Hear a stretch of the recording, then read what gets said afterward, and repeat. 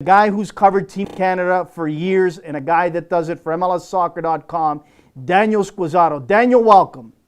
Oh, thank you as always for having me, Anthony. Pleasure to have you on, Daniel. My blood is boiling. Again, we get snubbed by a player that says no to Canada, Tesho Akindele. This one's different.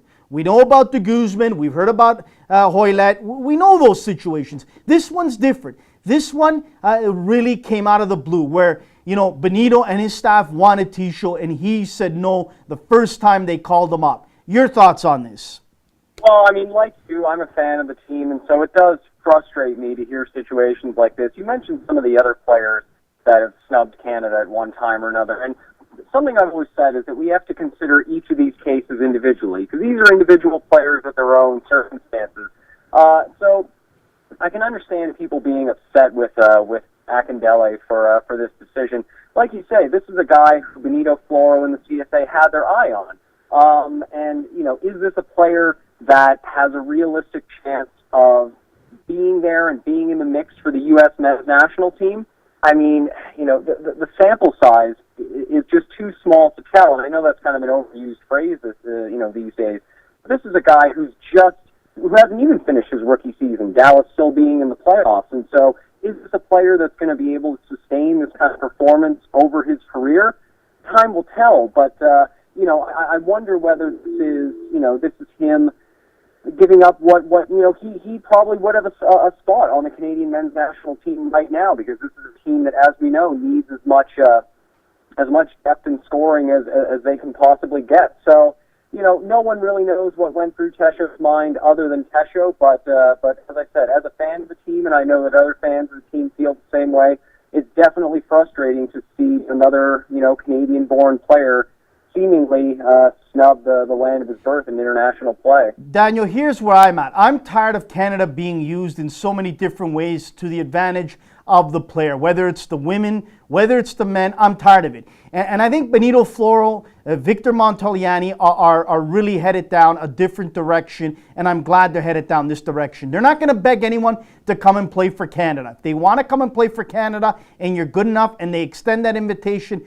fantastic. But if you say no, not a problem. But they're not going to beg anyone, and I think that's the way to go.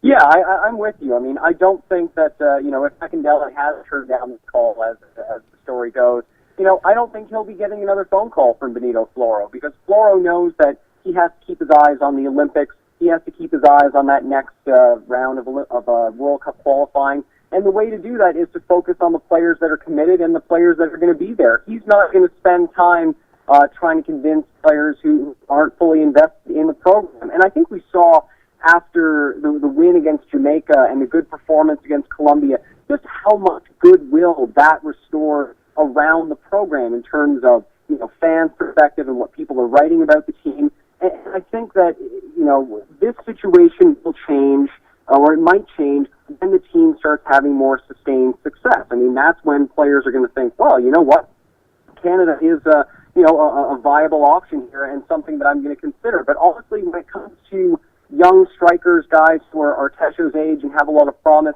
you know what? We could sit here and we could fret about Akindele deciding that he's not going to play for Canada if that's what's come to pass.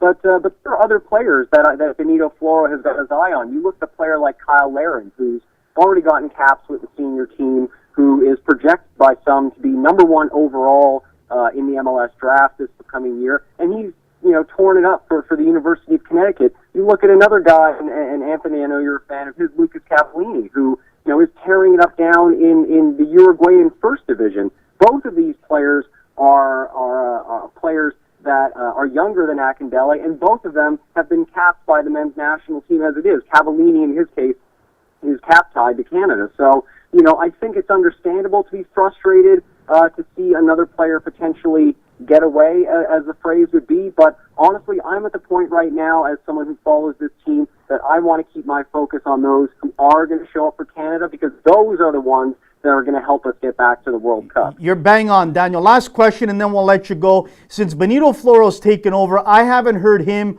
or anyone on his staff make an outreach to Junior Hoilett. We know the situation before Benito took charge of this squad, But I got to tell you, I'm ready to give him another opportunity if Benito calls him up and says, hey, we'd like you to come and play for Canada. I'd like Benito to extend that invitation one last time. Where are you on that?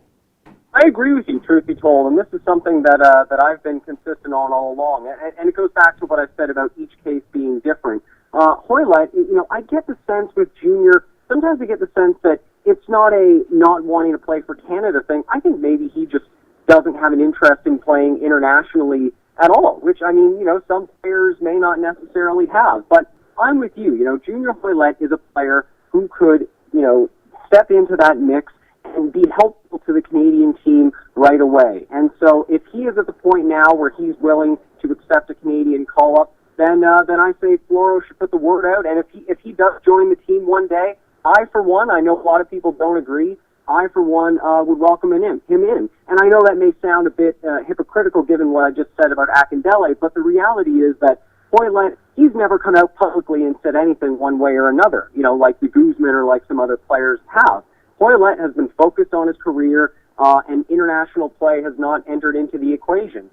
So again, I think each of these players we need to kind of consider on their own merits. At the end of the day, my focus as a fan and as someone who follows this team is not about what happens to any one individual player. What I want to see personally is the coach, Flora, find the right mix of players that can help this team have success. And whether those are players like Hoilett, who have not been part of the mix, or whether they're the longtime veterans, my focus is on them getting the right mix to have the results at the right time. Bravo, Daniel. Well said. You couldn't have said it any better for so many Canadian men's national team supporters. Daniel, thank you so much for making time out of your busy schedule to join us. Keep up the great work at MLSsoccer.com and all the other great things you do for Canadian soccer. And have a great night, Daniel.